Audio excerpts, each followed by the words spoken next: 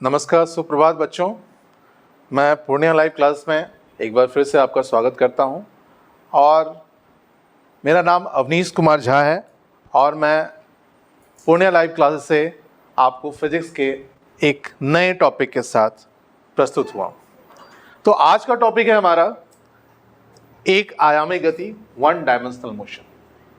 तो one dimensional motion से पहले हमने पढ़ा था कि जितनी भी तरह की इकाइयाँ होती हैं, SI यूनिट्स होते हैं, वो क्या क्या होते हैं। और इसके बाद जो है हमारी आप देख रहे हैं वन डायमेंशनल मोशन। और मोशन के बारे में, गति के बारे में हमने देखा था पिछली क्लास में कि गति और गति के प्रकार क्या है। तो उम्मीद करता हूं कि आपको ये सारी चीज़ें याद होंगी। इसी श्रृंखला को आगे बढ़ाते हुए हम लोग एक अगली टॉपिक पर जा रहे हैं जिसका नाम है वन डायमेंशनल मोशन, मतलब एक आयामी गति। वन डायमेंशनल मोशन मतलब जिसे हम लोग अपने वन डायमेंशन मतलब एक अक्ष पर दिखा सकते हैं, दूसरी अक्ष की जरूरत नहीं होती। मोशन हमारे पास, गति हमारे पास वन डायमेंशनल भी होते हैं, टू डायमेंशनल भी होते हैं, थ्री डायमेंशनल भी होते हैं और अलग अलग आयामी प्रकार के हमारे पास गति है। तो हमारे विषय में अभी एक विमीय गति को हम लोग पढ़ने वाले हैं और इस पार्ट में आप क्या क्या पढ़ेंगे, इस पार्ट को हमने दो भाग में बांटा है। एक तो हमारा जो ग्राफीय निरूपण है उसके लिए आपको एक अगली लेक्चर मिलेगी जो स्पेशल ग्राफिकल मेथड पर होगी बेस्ड, और इससे पहले आपको कुछ फंडामेंटल जो बेसिक आधारभूत जानकारियां हैं कि एक विमीय गति कैसी होती है, दूरी और विस्थापन के बीच में कैसे आप अंतर स्पष्ट करेंगे, और एक समान और असमान मीन्स यूनिफॉर्म और नॉन यूनिफॉर्म मोशन को कैसे आप समझेंगे। तो चलिए आगे बढ़ते हैं हम लोग। पहली है हमारी, आपको समझनी है कि एक आयामी गति या वन डायमेंशनल मोशन होती क्या है। तो यहां पर आपको, जैसा मैंने बताया कि एक गति ऐसी जिसमें वस्तु एक सीधी रेखा, कौन सी रेखा, एक सीधी रेखा में चलती है, और इसका अर्थ यह है कि उसकी स्थिति का वर्णन करने के लिए केवल एक स्थिति निर्देशांक, यानी मान लीजिए कि वह एक्स एक्सिस है। जैसे कोई कार है और वह चल रही है, कोई कार जो है वह चल रही है सीधी रेखा पर, और उसकी दिशा एक तरफ यहाँ पर आपको दिख रही है, बाईं ओर बढ़ रही है ये कार। तो इस कार में गति है और यह एक अक्ष पर चल रही है, तो यह एक विमीय गति कहलाएगी। यह कौन सी, एक विमीय गति। और इसकी जो प्रकृति होती है वह क्या होती है, सरल रेखीय गति भी कहते हैं इसमें। जैसे प्रकाश एक सरल रेखा में चलती है। प्रकाश अगर किसी माध्यम में, चाहे ठोस, द्रव्य, गैस हो, तो जब चलती है तो वह एक सीधी रेखा में चलती है अगर माध्यम का बदलाव ना हो। तो इसके विषय में कुछ खास बातें हैं कि यह एक सीधी में गति एक सीधी रेखा में होनी चाहिए। दूसरी बात है क्या, सरल रेखीय। और तीसरी बात क्या है, एक निर्देशांक की आवश्यकता होती है। एक निर्देशांक मतलब एक अक्ष। आप देखते होंगे कोऑर्डिनेट में दो अक्ष होते हैं आपके, जो होते हैं 2D कोऑर्डिनेट, इसको हम लोग क्या कहते हैं, टू डायमेंशनल कहते हैं। यह हमारा एक्स अक्ष होता है और यह हमारा वाई अक्ष होता है। तो जब आपको दो अक्षों की जरूरत पड़े किसी वस्तु की स्थिति दिखाने के लिए, तो आप कहेंगे उसे द्विविमीय, द्वि आयामी गति या टू डायमेंशनल मोशन। लेकिन जब एक अक्ष पर आप दिखा सकते हैं कि 0 मान लीजिए और किसी वस्तु ने 10 मीटर की दूरी तय की होगी, तो यहां से यहां तक किसी वस्तु ने गति की होगी, और कैसी गति की होगी, एक सीधी रेखा। तो मान लेते हैं कि यह मीटर में है माप, तो कितनी हो गई, 10 मीटर हो गई। अब इसके कुछ और उदाहरण भी हैं जो आप समझ सकते हैं। चित्र के माध्यम से आपको मैंने समझाया, लेकिन कुछ और भी है। सीधी सड़क पर कार या व्यक्ति की गति, सीधी पटरी पर ट्रेन की गति, शुरुआत के ही स्लाइड में आपको दिखी होगी ट्रेन जो पटरी पर चलती है, और पटरी कैसी होती है? सीधी होती है। तो ट्रेन की गति भी कैसी होगी? रेखीय होगी, एक सरल रेखा के अनुरूप होगी। ऊंचाई से अगर कोई वस्तु गिरती है, अगर मान लीजिए ऊंचाई से आप किसी बॉल को गिरा रहे हैं, अगर वो बॉल गिरती है तो वह सीधी रेखा में गिरती है। अगर मैं इस स्टाइलस को गिराऊं तो यह एक सीधी रेखा में गिरेगी।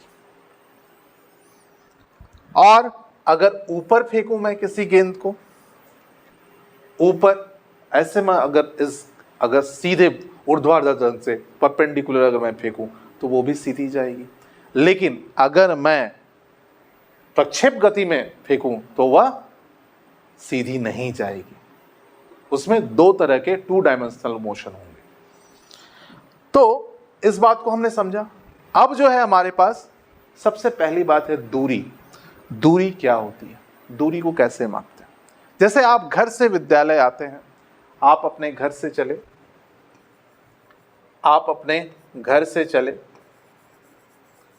और अपने स्कूल तक आप पहुंचे, पहुंच गए। आपने क्या किया? यहां पर 2 मीटर की दूरी तय की, यहां पर 3 मीटर की दूरी तय की, यहां पर 4 मीटर की दूरी की, यहां पे 10 मीटर की दूरी तय की। तो काफी पास में है आपकी विद्यालय, आपके घर के काफी पास में है। कितने पास में है? तो जब आप इसे जोड़ेंगे तो मान लीजिए 2 मीटर तो बहुत छोटी हो गई, 20, 30, 40 और 100 मीटर ले लेते हैं। तो अब कितना हो गया? ये 190 मीटर हो गया। तो आप इस पथ को फॉलो करके स्कूल पहुंच रहे हैं। तो यह क्या है? दूरी है आपकी। अगर मानिए आप ऐसे जाते और ऐसे आते, यहां से आप चलना शुरू करते और यहां पर आप पहुंचते,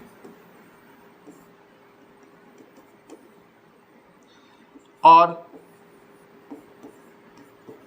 अब आपको बतानी है कि आपने कितनी दूरी तय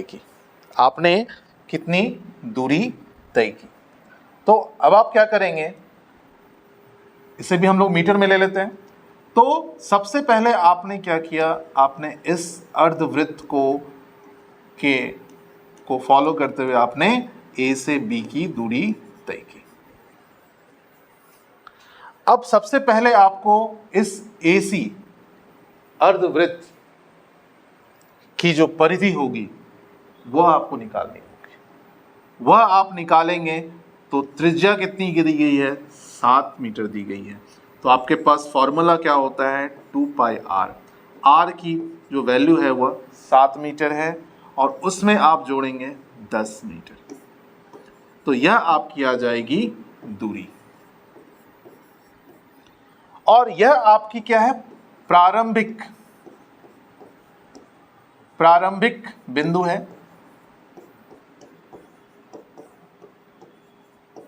इनिशियल पोजीशन, इसे क्या कहते हैं हम लोग? Initial position. और यह जो है आपकी अंतिम बिंदु,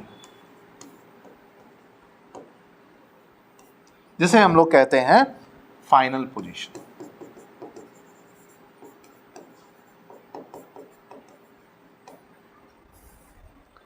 तो आपने क्या किया? A से C तक कैसे? अर्धवृत्ताकार चला, और फिर C से B तक आपने एक सीधी रेखा में चली। तो अब आपको दूरी निकालनी है, तो आप क्या करेंगे? अर्धवृत्ताकार की जो दूरी होगी, परिधि, वो आधी होगी, तो उसको आप आधी कर देंगे।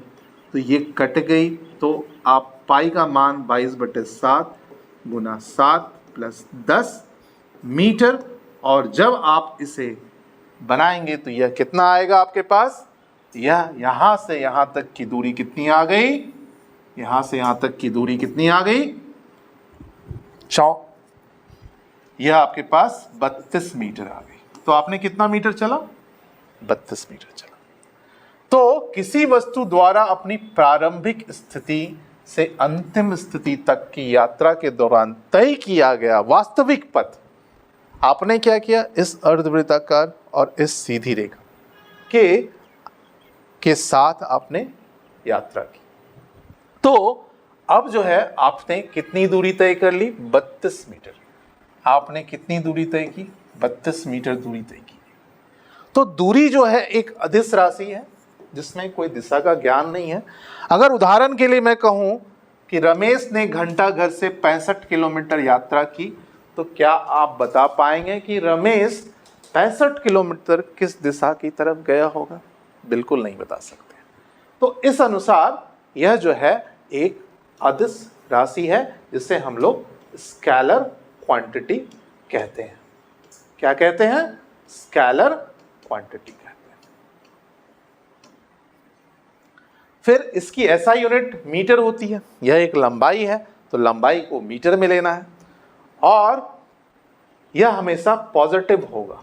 यह हमेशा पॉजिटिव होगा या जीरो और नेगेटिव कभी नहीं हो सकता है। यह हमेशा पॉजिटिव होगा और दूरी जो है विस्थापन के बराबर हो सकती है। तो ये विस्थापन जो है ये हम लोग आने वाले टॉपिक में पढ़ेंगे कि विस्थापन होता क्या है। चलिए समझते हैं विस्थापन क्या होता है। अभी हमने देखा क्या कि आपने एक अर्धवृत्ताकार पथ पर चला और फिर सीधी आपने 10 मीटर की दूरी तय की। इस अर्धवृत्ताकार पथ की त्रिज्या 7 मीटर है और आपने ए से चला और बी तक आपने दूरी दी। दूरी हमने कैसे निकाला? दूरी हमने निकाला, दूरी कितनी आई थी? दूरी आई थी 32 मीटर। दूरी कितनी आई थी? 32 मीटर। अब बात आती है विस्थापन की। विस्थापन क्या होता है? विस्थापन बेसिकली होता है डिस्प्लेसमेंट। यह जो है आपके पथ पर निर्भर नहीं करता है। अब आपको विस्थापन निकालना है तो ए से बी तक एक सीधी रेखा आपको जोड़नी है।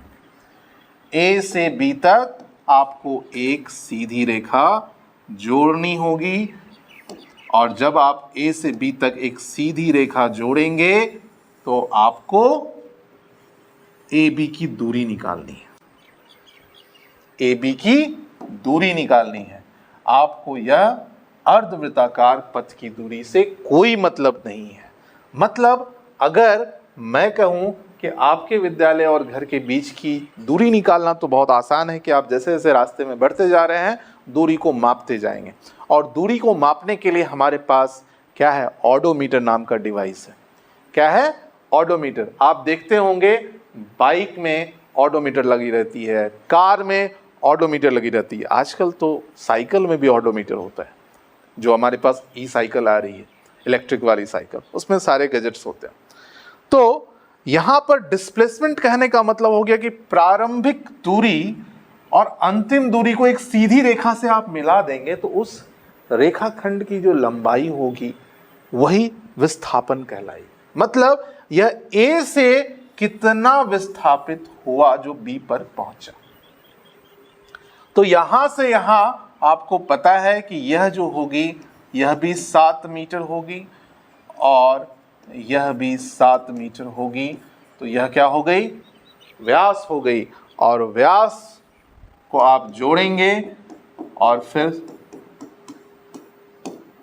टोटल लंबाई आप निकालेंगे तो कितना आएगा? ये 24 मीटर आ गया। दूरी हमने निकाला 32 मीटर और विस्थापन कितनी आई? 24 मीटर। तो दूरी का मान विस्थापन के बराबर तब होगा जब एक सरल रेखा में कोई वस्तु गति करती है। लेकिन यहां पर क्या है? एक अर्धवृत्ताकार भी मीन्स वृत्तीय गति भी कर रही है, वृत्तीय गति भी कर रही है, रैखिक गति भी कर रही है। तो चलिए देखते हैं हम लोग विस्थापन के बारे में कि विस्थापन वस्तु की स्थिति में परिवर्तन को बताती है, उसके प्रारंभिक से अंतिम बिंदु तक सबसे छोटी सीधी रेखा की दूरी को दर्शाता है, चाहे वह कोई भी पथ क्यों ना अपना रही है, पथ पर वह निर्भर नहीं करती है। अब विस्थापन एक सदिश राशि है, इसमें दिशा का ज्ञान होता है। यह क्या है? एक वेक्टर क्वांटिटी है। ये क्या है? एक वेक्टर क्वांटिटी है। और इस वेक्टर क्वांटिटी में हम लोग देखते हैं दिशा भी। तो रमेश इस बार घंटाघर से कहां जा रहा है? दक्षिण पश्चिम की तरफ जा रहा है। कितना? 65 किलोमीटर। तो अब आप बता पाएंगे कि घंटाघर से आपको दक्षिण पश्चिम की दिशा ले लेनी है और उस तरफ आपको 65 किलोमीटर चले जाना है। अब आप जब मैप खोलते होंगे, नेविगेशन करते होंगे, तो आपको जैसे जैसे रोड बना होता है वैसे वैसे रास्ता बताया जाता है। लेकिन अगर आप मन में कल्पना करें कि जो जहां से आपको चलना है और जहां तक जाना है, ओरिजिन यानी डेस्टिनेशन तक, ओरिजिन से डेस्टिनेशन तक एक सीधी रेखा से अगर आप दूरी मापेंगे तो वह विस्थापन कहलाएगा। वह क्या होगा? विस्थापन कहलाएगा। तो विस्थापन का भी ऐसा यूनिट मीटर होता है और यह सदिश राशि है। इसको हम लोग धनात्मक भी ले सकते हैं, ऋणात्मक भी ले सकते हैं और इसका मान शून्य भी हो सकता है। और विस्थापन शून्य कब होता है? जब प्रारंभिक बिंदु और अंतिम बिंदु बराबर हो। जैसे हम लोग उदाहरण के तौर पे देखते हैं, मान लीजिए कि आप जो है ऐसे गए, फिर ऐसे गए, फिर ऐसे होकर यहीं पहुंच गए।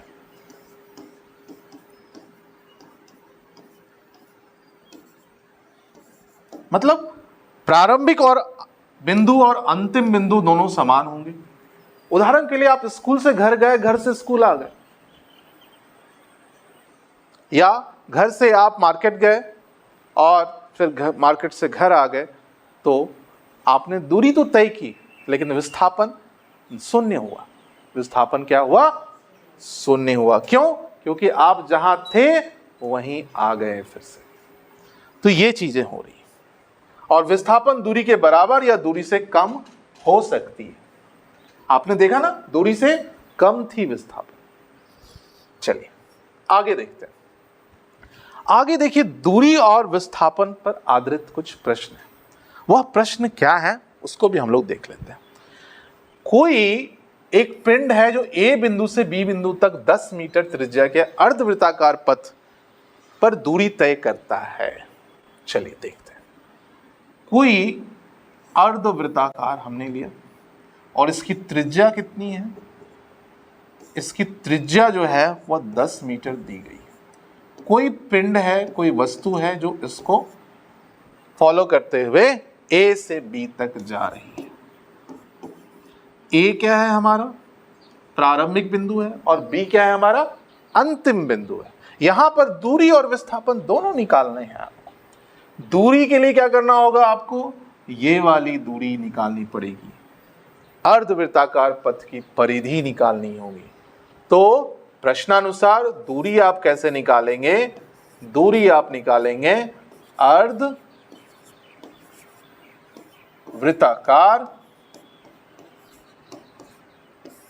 पथ की परिधि, पथ की परिधि यही होगी। तो अर्धवृत्ताकार पथ की परिधि क्या होगी? पाई आर होगी। पाई का मान आपको 3.14 पता है। आर का मान क्या दिया गया? 10 दिया गया है और मीटर। और जब आप इसे सॉल्व करेंगे तो क्या आएगा?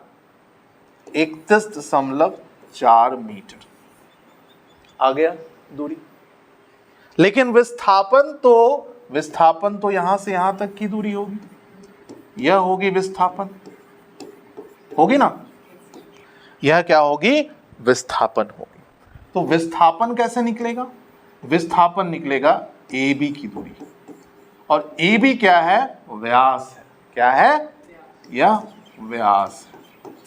और व्यास क्या होता है? 2r होता है। तो 2 × 10 मीटर और यह हो गया 20 मीटर। तो यह प्रश्न आपको समझ में आया। दूरी हमने निकाला, दूरी हमने क्या किया, इस पथ को, तो दूरी जो है पथ पर निर्भर करती है और विस्थापन पथ पर निर्भर नहीं करती है, यह पथ से स्वतंत्र होती है। यह क्या होती है, पथ से स्वतंत्र होती है। चलिए आगे एक और प्रश्न देखते हैं। यह प्रश्न आप होमवर्क में भी बना सकते हैं, कोई दिक्कत नहीं है। जो भी प्रश्न आपको यहाँ कराए जा रहे हैं पूर्णिया लाइव क्लासेस में, इस एपिसोड के माध्यम से आप उसको फिर से प्रयास करेंगे बनाने का। तो चलिए देखते हैं। एक पिंड उत्तर दिशा में 4 किलोमीटर चलता है। उत्तर दिशा, आपको दिशा का ज्ञान होना बहुत जरूरी है। आपको पता है कि दिशा हमारे पास जो है 4 है। कौन कौन से हैं हमारे पास? पूर्व है, पश्चिम है, नॉर्थ है, साउथ है। उत्तर की तरफ 4 किलोमीटर चला, मान लेते हैं कि 4 किलोमीटर ये है। फिर वह अपने दाईं ओर मुड़ता है और विराम अवस्था में आने से पहले 4 किलोमीटर और चलता है। दाईं ओर कहाँ चलता है? 4 किलोमीटर। यहाँ भी 4 किलोमीटर हो गया, यहाँ भी 4 किलोमीटर हो गया, और चला कहाँ से? यहाँ से ए से। अब आपको निकालनी है दूरी। तो दूरी कितनी हो गई? 8 किलोमीटर। और विस्थापन कितनी हो गई? विस्थापन जो हो गई, विस्थापन हो गई ये वाली, मतलब कर्ण। हाँ, विस्थापन कितनी हो गई? विस्थापन, दूरी तो आपने निकाल लिया, दूरी जो है ये सी ले लेते हैं, तो दूरी क्या हो गई? AC प्लस CB हो गई। और जब आप जोड़ेंगे तो 4 और 4 किलोमीटर ही तो चलना हुआ था, है ना। विराम B पर आती है विराम अवस्था में, लेकिन विराम तक आने तक वो कितना? 4 किलोमीटर चलता है। तो यहां पर क्या हो गया? 4 प्लस 4 किलोमीटर, मतलब 8 किलोमीटर। अब विस्थापन की बात देख लेते हैं। विस्थापन कैसे निकालेंगे? विस्थापन के लिए क्या करेंगे? पाइथागोरस थ्योरम आपको पता होना चाहिए। अगर ऐसी बात है कि यह भी 4 किलोमीटर है और यह भी 4 किलोमीटर है, तो ये वाली दूरी क्या होगी? तो यह 4 स्क्वायर और 4 स्क्वायर किलोमीटर होगी। तो कितनी हो गई? हो गई या 32 किलोमीटर। तो 4√2 किलोमीटर हो गई। और √2 का मान आप 1.1414 रखेंगे और दशमलव में मान निकाल देंगे, है ना। तो बहुत आसान सी बात है, आपको समझ में आ गई कि यह बहुत अच्छी प्रश्न है। इसको आपको बार बार प्रयास करना चाहिए बनाने का। या दिशा पर बहुत सारे प्रश्न पूछे जाते हैं, तो दिशा का ज्ञान भी आपको होना चाहिए। चलिए, जिनको नहीं याद आ रहा था तो उनको पता चल गया, नॉर्थ साउथ ईस्ट वेस्ट ऐसी हमारी दिशाएं होती हैं। चलिए आगे देखते हैं। आगे जो है हमारे पास, यह देखिए, एक रैखिक गति हो रही है। एक कार जो है, एक कार पहले चली चली चली चली और यहां तक पहुंच गई। फिर पता नहीं ड्राइवर को क्या हुआ, उसने कार मुड़ा ली और फिर वो वापस आ गया। कार जो है कैसे जा रही है? कार पहले सीधी गई, फिर वो वापस मुड़ गई, और वह कहां खड़ी है? 50 किलोमीटर पे खड़ी है। कहां से? यहां से। अब आपको बताना है कि दूरी कितनी तय हुई, दूरी कितनी तय हुई और विस्थापन कितना हुआ। तो जब आप दूरी बताएंगे,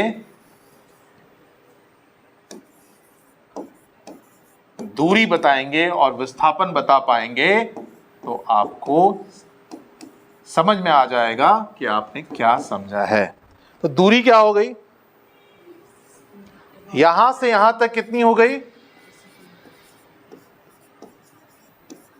30 किलोमीटर। 30 के बाद उसने क्या किया, 100 किलोमीटर। 100 माइनस 20, 80। 80 के बाद फिर क्या किया उसने, फिर 50 किलोमीटर उसने चला, फिर 50 चला, तो 130 हो गया, है ना, 130 किलोमीटर। लेकिन विस्थापन कितना हुआ, सिर्फ 30 का, क्योंकि 20 से 50 पर वो खड़ी है ना, तो कितना, 30 किलोमीटर का विस्थापन हुआ। चलिए, ये काफी अच्छा प्रश्न था। अब देखते हैं यूनिफॉर्म मोशन, एक समान गति क्या होती है। तो हमने दूरी के बारे में पढ़ा, जब समान दूरी समान समय अंतराल में अगर तय की जाए तो उसे हम लोग यूनिफॉर्म मोशन कहेंगे। जैसे आप देखें यहाँ पर एक साइकिल सवार है जो हर एक 10 मिनट पर कितनी दूरी तय कर रहा है, समान दूरी समान समय अंतराल पर, समान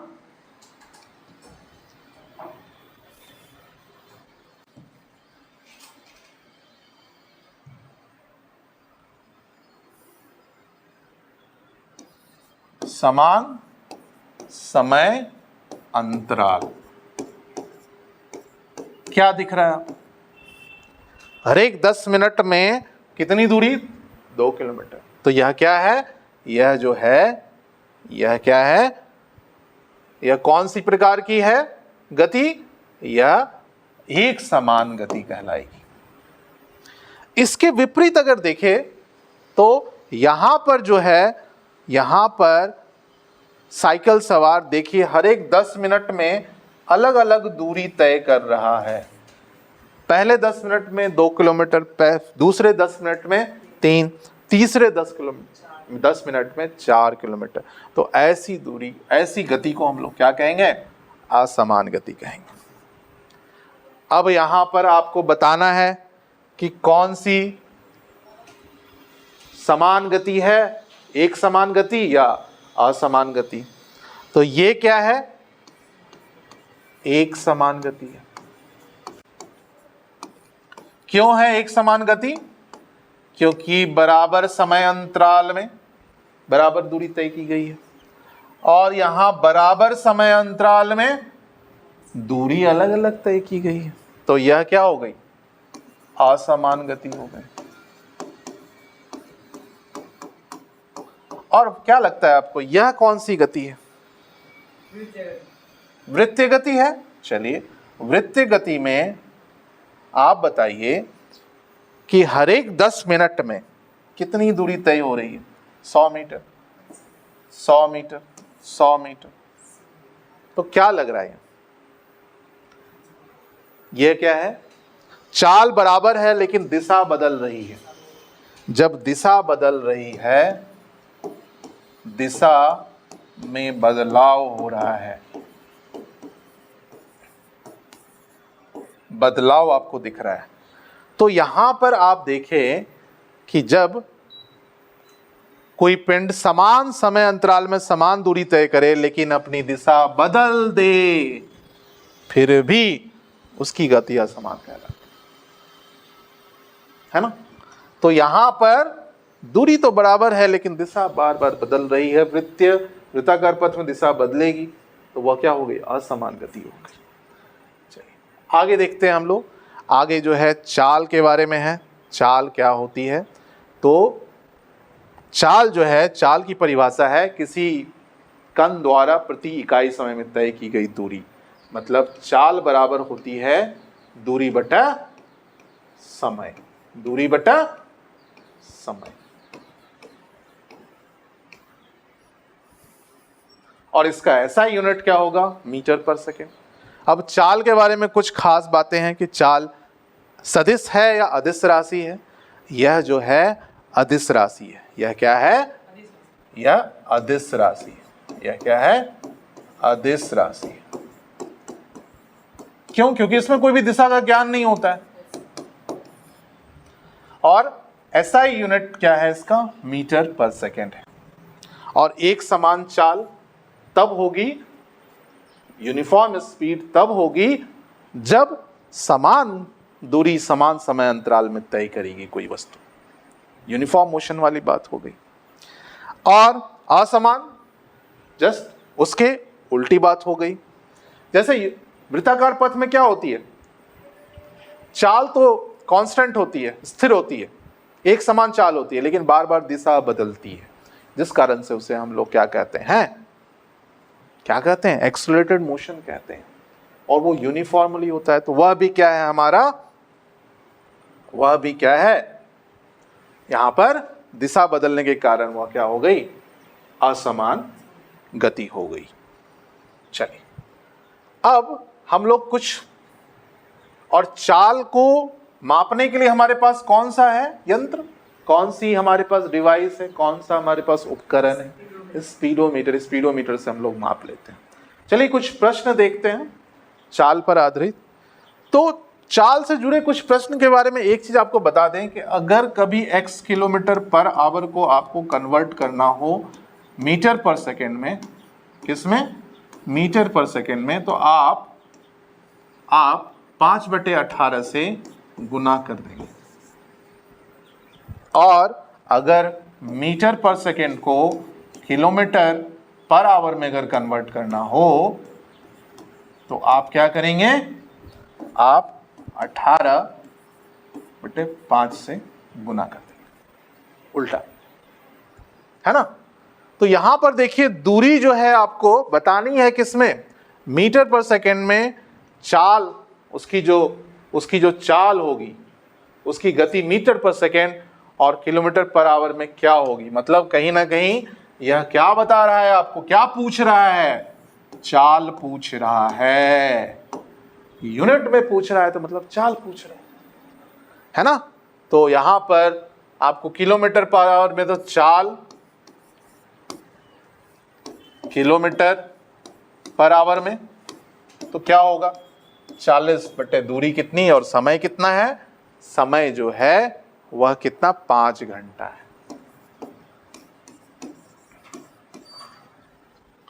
तो इसे आप जब सॉल्व करेंगे तो क्या आएगा? और उसी तरह अगर चाल आपको चाहिए मीटर पर सेकेंड में, तो आप या तो उसको डायरेक्ट गुना करके भी आप निकाल सकते हैं, या फिर 40 किलोमीटर को आप मीटर में बदलेंगे तो 40,000 मीटर हो जाएगा। और आप फिर घंटे को क्या करेंगे? सेकेंड में बदलेंगे। तो 1 घंटे में 60 मिनट, और 60 और हर एक मिनट में कितना सेकेंड? 60 सेकेंड। तो इसको जब आप सॉल्व करेंगे तो मीटर पर सेकेंड आ जाएगा। आई बात समझ में? आगे जो हमारा प्रश्न है वो है एवरेज स्पीड को लेकर। 2 अलग अलग समय में अगर आपको, मान लीजिए ए ने क्या किया है? x मीटर की दूरी तय की है और t1 समय में, t1 सेकेंड में, और फिर वह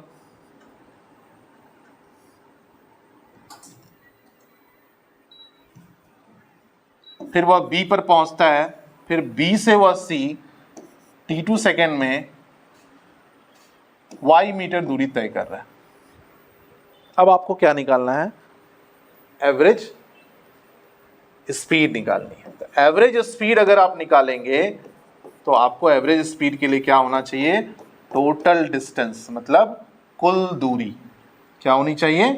कुल दूरी। तो कुल दूरी कितनी हो गई? x प्लस वाई हो गई, और समय कितना हो गया? t1 प्लस t2, है ना? लेकिन अगर 3 दिया रहे तो तब भी आप उसी तरह करेंगे। तो हमारे पास एक आपके लिए प्रश्न है कि एक कार पहले घंटे में 20 किलोमीटर, दूसरे घंटे में 40 किलोमीटर और तीसरे घंटे में 30 किलोमीटर जा रही है। तो आपको क्या निकालना? औसत गति निकालना है। तो औसत गति कैसे निकालेंगे? औसत गति जो है औसत गति निकालने के लिए आपको कुल दूरी बटा कुल समय,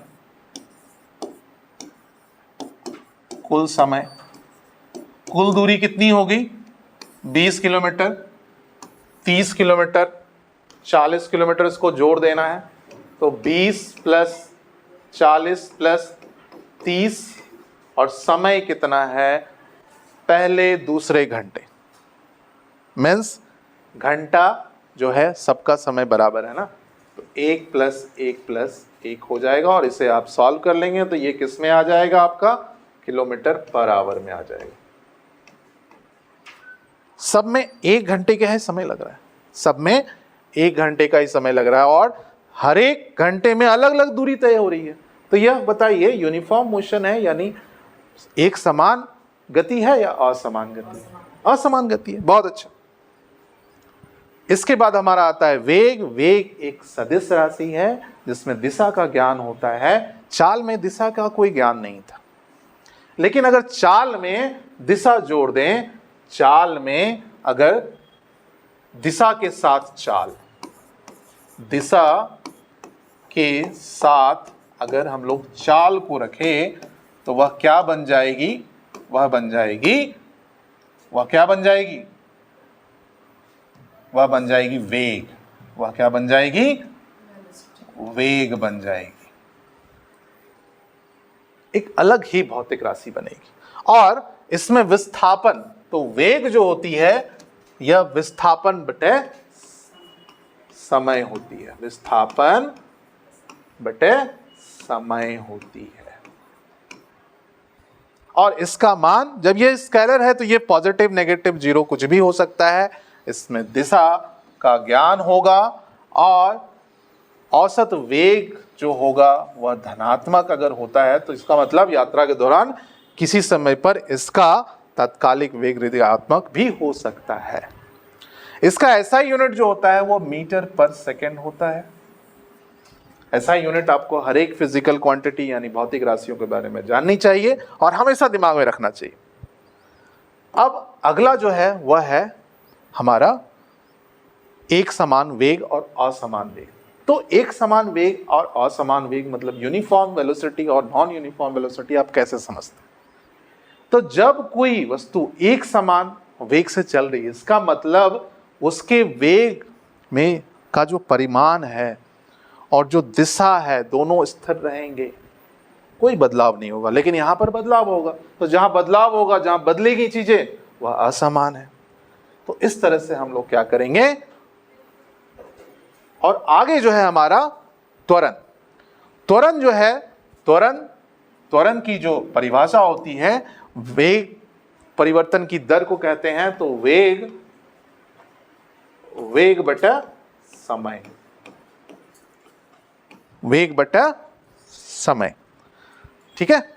तो त्वरण भी एक सदिश राशि है वेग की तरह, और वेग में परिवर्तन तब होता है जब केवल उसकी दिशा बदलती है, जैसे एक समान वृत्तीय गति, और उसका परिमाण बदलता है। उदाहरण के लिए गुरुत्वाकर्षण के अधीन एक निश्चित ऊंचाई से अगर कोई वस्तु गिरती है, इसका जो चीज ऐसा यूनिट होता है, ऐसा यूनिट जो है, ऐसा यूनिट इसका मीटर पर सेकंड स्क्वायर होता है।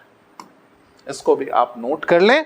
और यह है हमारे पास त्वरण से जुड़ी हुई बातें। अब इस पर कुछ प्रश्न भी हैं कि मान लीजिए कोई वस्तु 5 सेकंड में 40 किलोमीटर प्रति घंटा से बढ़कर 60 किलोमीटर प्रति घंटा हो जाए, मतलब समय कितना दिया गया है? समय दिया गया है 5 सेकंड। क्या ऐसा ही में है। और प्रारंभिक जो है, प्रारंभिक वेग कितना दिया गया है? यह दिया गया है 40 किलोमीटर प्रति घंटा। अब प्रारंभिक वेग के बाद हमारा अंतिम वेग, जिसको हम लोग इसको u से बताते हैं और इसको हम लोग v से लिखते हैं और यह 60 किलोमीटर पर आवर है। तो वेग में कितनी परिवर्तन हुई? वेग में परिवर्तन, वेग में परिवर्तन कितनी हुई? 20 किलोमीटर पर आवर। और कितना समय लगा?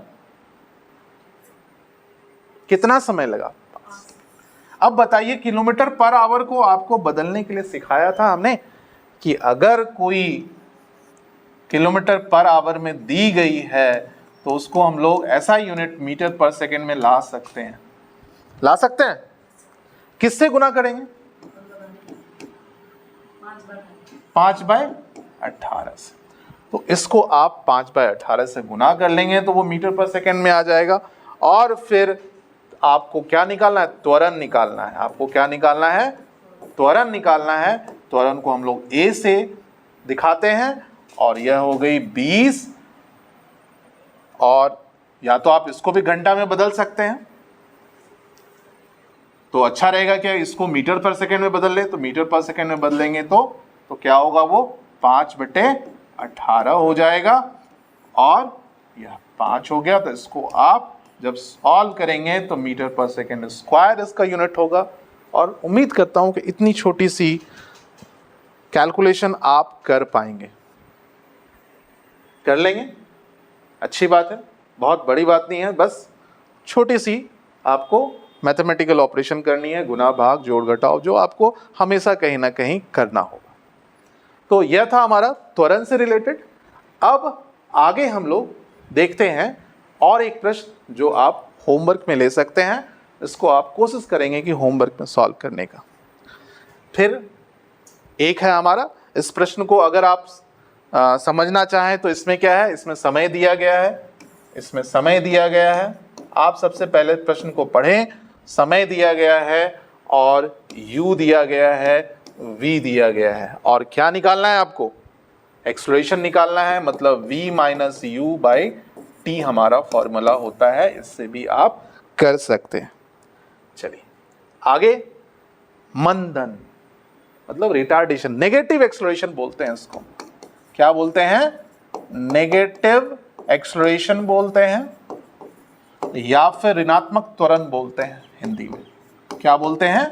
ऋणात्मक त्वरण बोलते हैं। तो ऋणात्मक त्वरण कब होगा? जब वस्तु की अंतिम वेग प्रारंभिक वेग से छोटी होगी, मतलब घटती हुई रहेगी। कैसी रहेगी वो घटती हुई रहेगी, यानी v का मान जो है वो कम होगा। सपोज मान लीजिए कि कोई 10 मीटर पर सेकंड से चल रही है और कुछ समय के बाद 5 मीटर पर सेकंड हो गई। जैसे मान लीजिए आप कार चला रहे हैं, कार की जो स्पीड है वो 10 मीटर पर सेकंड है और कुछ समय के बाद ब्रेक लगने के कारण उसकी गति थोड़ी सी कम हो गई 5 मीटर पर सेकंड। तो आपको बताना होगा कि रिटार्डेशन यानी मंदन कितना होगा उस कार का। तो इस तरह से हम लोग क्या करते हैं, सारे प्रश्न को हल करेंगे। यह भी न्यूमेरिकल आपके लिए है। 20 किलोमीटर प्रति घंटा की चाल से एक वस्तु 5.5 घंटे में विरामावस्था में आती है। तो u कितना हो गया हमारे पास? 20 किलोमीटर पर आवर हो गया। समय कितना हो गया? टाइम 0.5 आवर हो गया। और v 0 हो गया। क्यों? क्योंकि विरामावस्था में आ रही है। विरामावस्था में आने के कारण इसकी v 0 हो गई। अब आपको क्या निकालना है? यहां पर आपको दिख रहा है कि u का मान v से अधिक है। तो इस कंडीशन में आपका क्या होगा? मंदन होता है।